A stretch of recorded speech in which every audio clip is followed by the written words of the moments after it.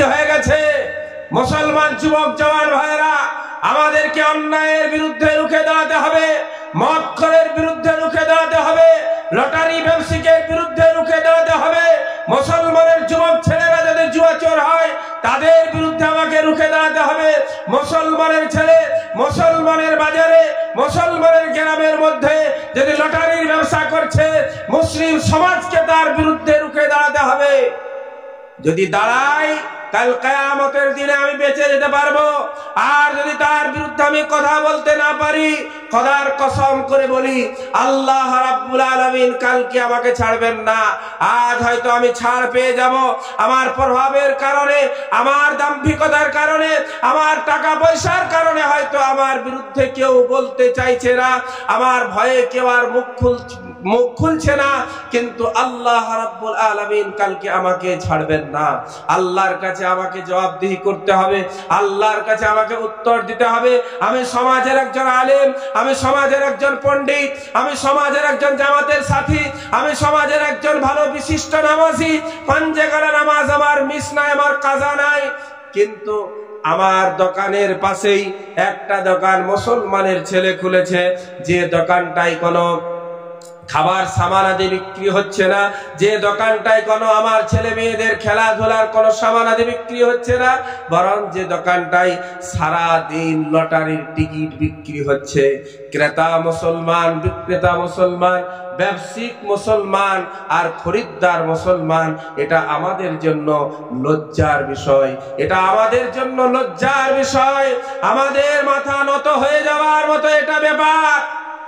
ও মুসলমান যুবক ভাইরা, ক্লাবের যুবক ভাইরা, জলসা করানোটা বড় সহজ। কিছু টাকা কালেকশন করে নেবেন, দু একজন বড় বড় বক্তা নিয়ে চলে আসবেন, একটা হ্যান্ডবিল ছাপিয়ে দিবেন, বিলিয়ে দিবেন, দেখবেন মানুষের সমাগম হবে, মানুষের জমায়েত হয়ে যাবে।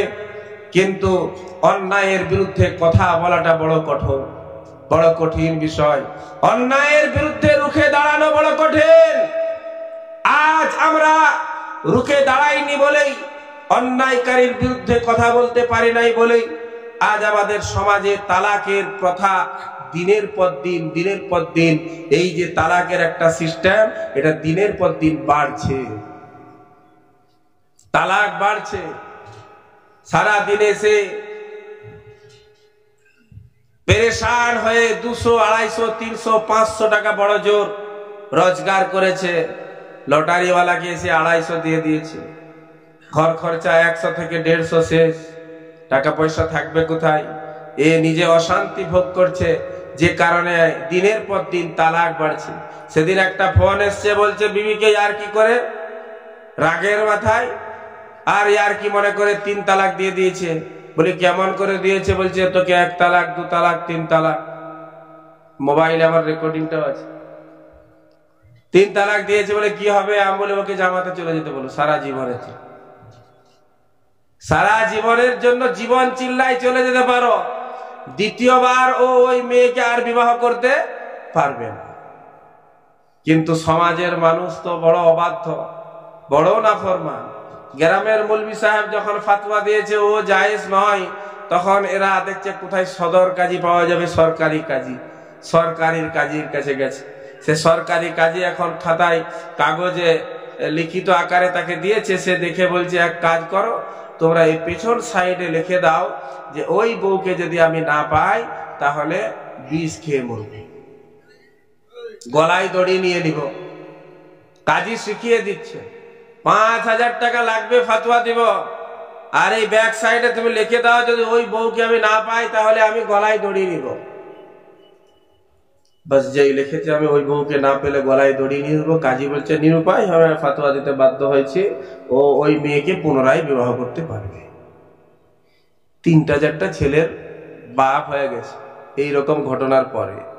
আর ওই ছেলেটা একদিন যে মসজিদের ইমাম হবে, যদি মাদ্রাসায় পড়ে, ওই ছেলেটা কিছু না হোক একদিন এই যে সরকারের নেতা তো হবেই হবে, ও একদিন সমাজের নেতা হবে, এই সমাজটাকেও পরিচালনা করবে।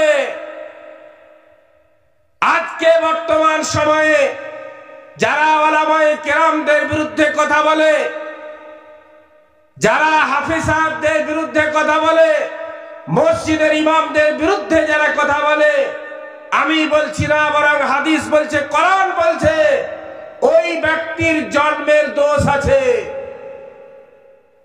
যার জন্ম ঠিক হবে সে কখনো আলেমের বিরুদ্ধে কথা বলবে না। যার জন্ম ঠিক হবে সে কখনো আম্বিয়ায়ে কেরামদের বিরুদ্ধে কথা বলবে না। আর আম্বিয়ায়ে কেরাম তো বর্তমান সময়ে আর আসবেন না। আম্বিয়ায়ে কেরাম আসার, নবী আসার, রাসূল আসার সিলসিলা একেবারে বন্ধ হয়ে গেছে। আনা খাতামুন নবিয়্যিন লা নবিয়্যা বাদি, আমি হচ্ছি শেষ নবী, আমার পর আর কোন নবী আসবেন না। তো নবী আসার রাস্তা বন্ধ। আল্লাহ রাসূল সাল্লাল্লাহু আলাইহি সাল্লাম বলেন, আনা খাতামুন নবিয়্যিন লা নবিয়্যা বাদি, আমি হচ্ছি শেষ নবী, আমার পর আর কোন নবী আসবেন না। কিন্তু আমার পরে নবী আসবেন না, নবীর ওয়ারিস আসবে, নবীর খলিফা আসবে, নবীর নায়েব আসবে। নায়েবে নবীরা কিয়ামত পর্যন্ত আসবে।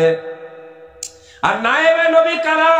নবীজি সাল্লাল্লাহু আলাইহি সাল্লাম বলেন, আল উলামা ওয়ারাসাতুল আম্বিয়া, উলামায়ে কেরাম হচ্ছেন আম্বিয়া গণের ওয়ারিস। উলামায়ে কেরাম হচ্ছেন আম্বিয়ায়ে কেরাম গণের উত্তরাধিকারী। উত্তরাধিকার সূত্রে, ওয়ারাসাত সূত্রে তারা আম্বিয়ায়ে কেরামদের কাছ থেকে কি পেয়েছেন?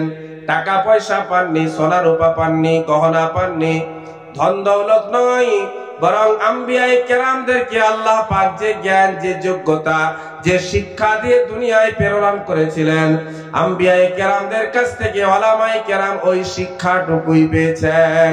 এই শিক্ষা পাওয়ার জন্য এই সূত্রে উলামায়ে কেরাম হচ্ছেন আম্বিয়া গণের ওয়ারিস।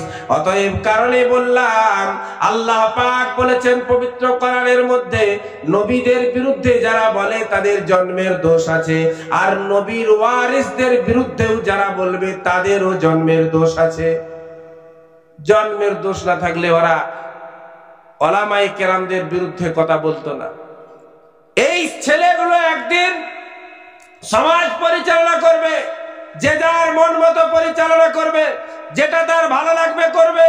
কখনো বলবে মুসলমান গ্রামে যাত্রা করাবো, কখনো বলবে মুসলমান গ্রামে একটা সিনেমার হল বানাবো, কখনো বলবে মুসলমান গ্রামে আমি একটা মদের আড্ডা খুলবো, কখনো বলবে মুসলমান গ্রামে আমি একটা জুয়ার আসর জমাবো, কখনো আবার বলবে কিছু না করতে পারি কমপক্ষে একটা লটারির ব্যবসা করে মুসলিম সমাজটাকে ধ্বংসের দিকে ঠেলে দেব।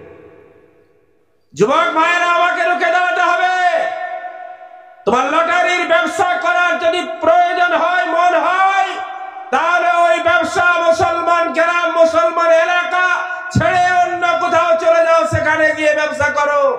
এই মুসলমান যতক্ষণ বেঁচে আছি, আমার এই ক্লাব যতক্ষণ আছে, আমরা এই কাজরি এলাকার যুবক যতক্ষণ পর্যন্ত আছি, যেহেতু আমাদের হৃদয়ের মধ্যে নবীর ভালোবাসা, নবীর প্রেম আছে, কোরআনের ভালোবাসা, কোরআনের প্রেম আছে, তাই আমরা এই এলাকায়, মুসলিম এলাকায় এই হারাম একটা কাজ আমরা করতে দিব না। কিন্তু কোন যুবক যদি কখনো ভুল বশত বলেও দেয়, দেখবেন সমাজের কত বুদ্ধিজীবী মানুষ আছে, তাকে এসে বুঝাবে, আরে তোর কি গেল? হ্যাঁ, দুপুর বেলায় খাবার সময় বাড়ি গেছে, তার বাপ বলবে গ্রামের কোন ছেলের আর কারোর এত ব্যথা হয়নি যত ব্যথা তোর। তুই আবার কন্টাকে নিয়েছিস, তুই ঠিকা নিয়েছিস, বলে কি বলে না? কেউ যদি একটা ভালো কাজ করতে চায়, ওলামার সাথ দিতে যায়, তখন কি বলে? তুই কি ঠিকা নিয়েছিস, তোর কি গেল? তুইও তো সাথে পাশে থাকবি কেন? মুসলমান ভাইয়েরা, আজ বর্তমান সময়ে ফিলিস্তিনে দেখছেন না, ফিলিস্তিনে ৬,০০০, ৭,০০০, এটা তো সংখ্যা একটা মোবাইলে বলছে, কিন্তু আল্লাহ বেহতার জানেন কত হাজার মানুষ সেখানে দুনিয়া থেকে চলে গেল। আল্লাহ তাদেরকে শাহাদাতের মর্তবা দান করুন, বলুন আমিন। মুসলমান যুবক ভাইরা, বৃদ্ধ বাবারা, আমাকেও ইচ্ছা রাখতে হবে, চাইতে হবে যেন এই দুনিয়ার জীবদ্দশায় আমার একটা ছেলে দ্বীন ইসলামের জন্য শহীদ হয়। আমার একটা ছেলে যেন দ্বীন ইসলামের বিরুদ্ধে যারা কথা বলবে তাদের বিরুদ্ধাচরণ করে, জালিমের বিরুদ্ধে আমার একটা ছেলে কথা বলতে পারে, ওই ছেলেটা কাল কিয়ামতে আমার জন্য নাজাতের কারণ হবে ইনশাআল্লাহ।